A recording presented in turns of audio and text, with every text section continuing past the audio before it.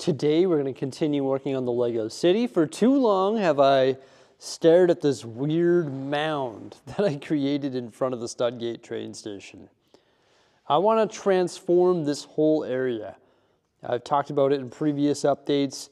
We're thinking parking stalls running on this side of the train station with the removal of that mound. A few more over there as well. So we'll have to modify the road plates and also the grass over here. Also, the entrance for the Studgate train station is right here.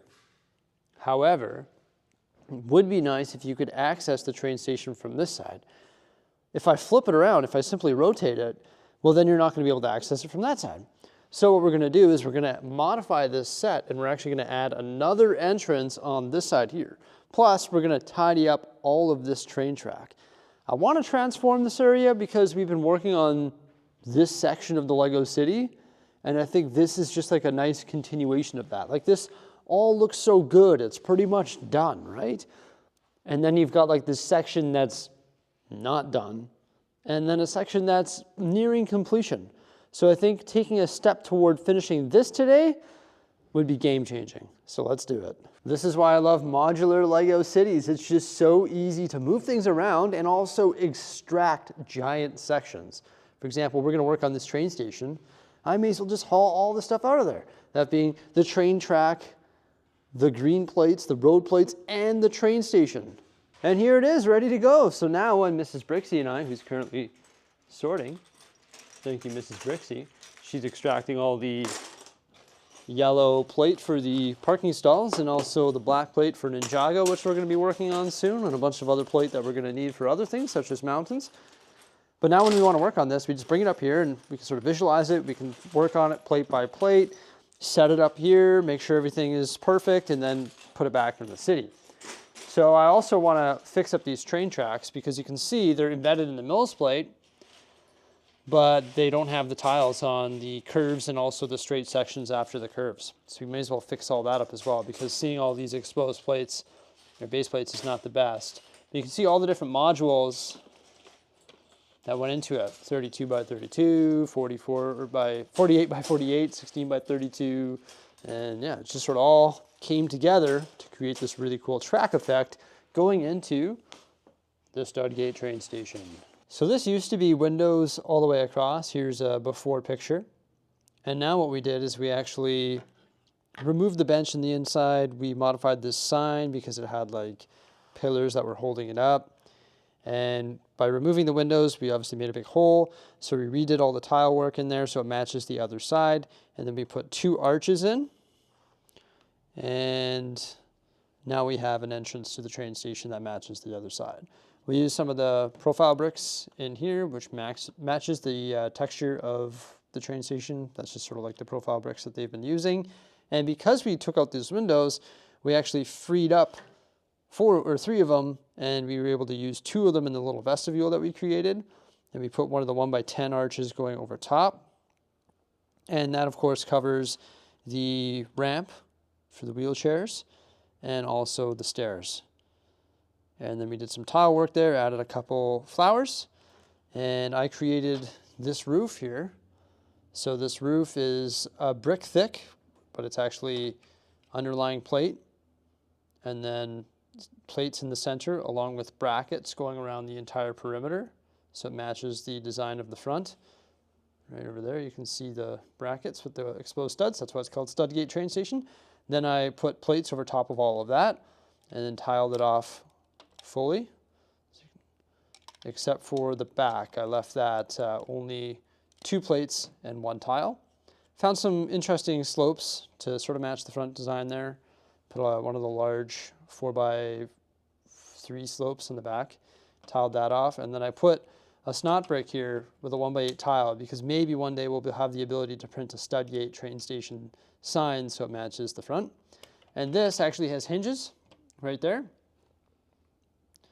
And those hinges are going to bring it a little bit higher than this arch. So when we wedge that in there and clip it down to those profile bricks or those textured bricks, it's going to be pitched a little bit down. So it's like a downward pitch. And that's why there was only a tile on the 4 studs on the tan on the top of the windows there. You can see it can hinge like that. So that's sort of like straight, but now it's pitched down. And then this is like the original tile work and everything and plate work. And that's why this one has like a groove on the back, because now it actually matches up with the existing plate work. That's why I didn't bring that up. So it's the same height as the rest of the roof. And this will just lock in. There we go. And then finally the 2x4 tile will lock it back all in place. And just like that, we've modified the Studgate Train Station sort of backside so that it has an entrance that really does match the look of the front side. Not as aggressive, but it's like the secondary entrance. And I think by aggressive, I mean like large. It's a term I commonly use, but I think it matches and looks pretty cool. So that took a little bit of time, but I'm glad that we started with this, just because that's sort of the main change that we wanted to make to the area. Really happy with that. Very cool. Right on. Mrs. Bricksie is now working on the tile pattern for out front of the train station there, because we have a half base plate before the road. So that'll be nice. And I'm working on the massive parking lot. So it needs to span 32 studs plus 48. I've built these 7 bricks wide. And as you can see, that fits within the space. But now I'm going to add plates in between, that being yellow plates, to isolate each parking stall on the end as well. And then I'll just have to pad it with some dark bluish gray plate and tile. I'm going to build it as one large thing. Originally, I was thinking, okay, I'll make it a 32 by 30, like a 32 stud wide one and a 48 stud wide one. And that'll work for this space right over here. But now I'm thinking I may as well make it one giant one, because that way I'll be able to maximize the space available for actual parking stalls. Well, I've been demoted to working on the floor, everybody, but I got that parking lot built with the dark bluish gray brick and the yellow lines. It's 22 studs wide, and those lines go 18 studs. They're going to go right up against the sidewalk that I'm currently moving from the existing roads onto the 32 by 32 base plates with the train track and the sidewalks. Yeah, I want to put a sidewalk along the train track, but it's sort of dangerous. You don't really want a sidewalk pressed up against a busy train station, so I'm also going to fence that off as well. Destroying that big green hill was sort of a pleasure. I was sort of tired of looking at that. Now we're going to transplant the sidewalk onto the 48 by 48 plate there. I had to refer to some pictures and stuff just to make sure that I was getting this done right, just because I didn't want to build it and get the math wrong when I go to place it. That would be sort of a rude awakening, but I actually got it correct, so that's good.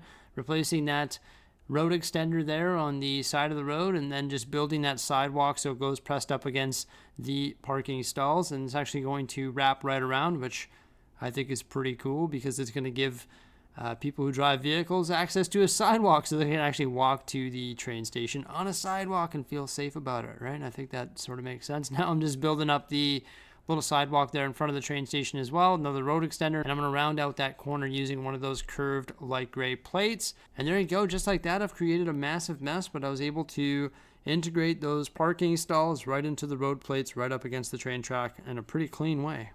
Well, there we have it, folks. The modules are ready to be placed back in the city.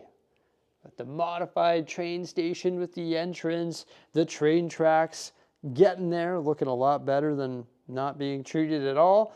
And then we've got the parking stalls on either side. Oh, it looks so great. It's going to give Pop Culture Street more breathing room for epic stories. I'm so excited about placing it. Let's get to it. This is the funnest part. After like a long day of building, it's like, okay, let's place all this stuff. Going to start with the roads there. So just lay those up against those modular buildings. Mrs. Brixie's going to clip them into place there. Discovered that actually the parking stalls needed to be extended by 2 plates. So you got to grab the dark bluish gray plate and take care of that. And Mrs. Brixie's going to do that while I place the Studgate Train Station and reattach the train tracks. Now the train tracks, they've been widened a little bit just because we're adding that underlying plate, so they're a little bit thicker and a little bit wider, and so unfortunately we're gonna have to redo some of the plate and slope work on either side of the curved tracks there. But we're actually gonna save that for another day, because we actually didn't have enough pieces to fully plate and tile off those curved train tracks there. Doing some final touches, moving some minifigs and vehicles around, and there you go. The train station with the new parking stalls is placed. It's looking pretty awesome. Let's have a look. I think a great place to start is the new entrance. You can see all the detail work that Mrs. Bricksie did there. Added some benches in dark red and also black. Those are built using brackets, nicely tiled off with the shield tiles. Light and dark gray tiles matching the other side of the train station. And then there's these nice planters built with snot bricks. And they have these trees, which are built using the limb elements with all of the little leaf elements in there as well. We've done these before. You can see some in front of Town Hall right now with olive green and sand green leaves, but these are dark green and bright green. I think those look pretty good. We've got some open space on either side, and I do want to build 16 stud modular buildings on either side. We could probably fit 3 in like a right angle over there and maybe 1 right here as well. These buildings could be more of like a strip mall, and I think they wouldn't be 2-story buildings, rather they would just be single-story buildings. We built some like this, but I think if we build 2-story buildings over here, it might become a little bit too tall. It'd be nice to just get like a little strip mall effect going around the train station there. I also built this little wall by our parking stalls. So this uses the 1x1 modified bricks with a forward-facing stud and 1x8 black tiles. Fed all the way along there.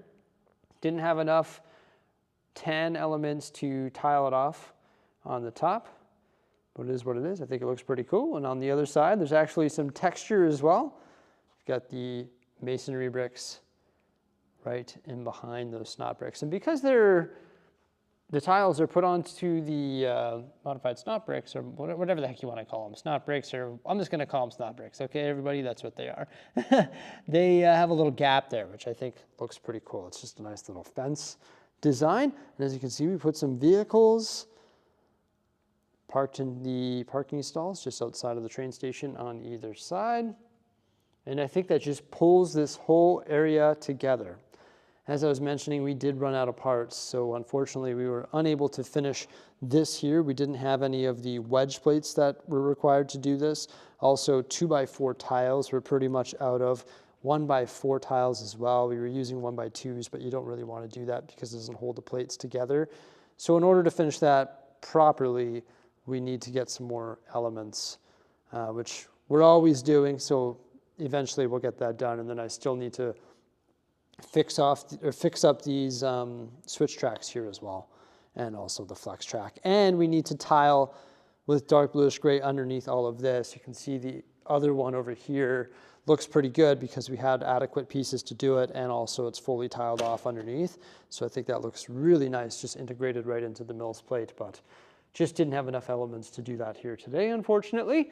But eventually we'll get around to doing that. Now I did order some pieces from Bricklink, and those pieces included earth blue and earth green, whatever the dark green and dark blue elements for the Ninjago water. So I will be able to start or continue working on that right away. So that's probably one of the projects that I'll work on, I don't know, within the next few days, because I feel like working on this area in the Lego city. Now we have the downtown, we have the train station with the parking stalls, the expansion of downtown with another parking lot, also the dog park, which really works well in that little spot there.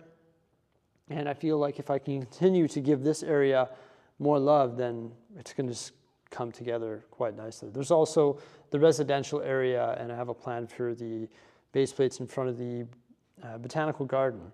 So those are probably going to be some of the next projects, Ninjago and the residential area. And then I still need to figure out what we're going to do here in front of the amusement park and eventually make our way into the amusement park. Yeah, pretty awesome, hey? That's awesome. Like it's great. I think it looks fantastic, like night and day. I think this vision of having the parking stalls sort of came to life. I'm really happy with it. So there you go. I hope you enjoyed this little Lego City update as we improved this area. I know I sure did. I think it looks great. Thank you so much for coming on by. Please remember to like, subscribe, and stay tuned for some more great stuff coming out in the near future. Farewell.